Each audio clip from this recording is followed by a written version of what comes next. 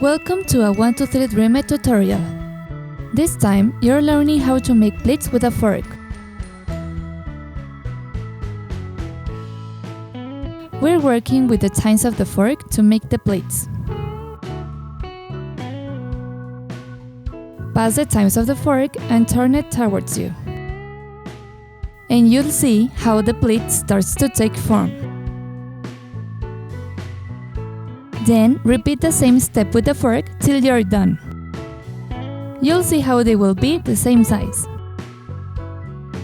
During the process, use a straight stitch to complete the project. And last but not least, don't forget to backstitch from the beginning to the end. We hope you like this technique. Remember to check out more sewing hacks on our website 123dreamit.com.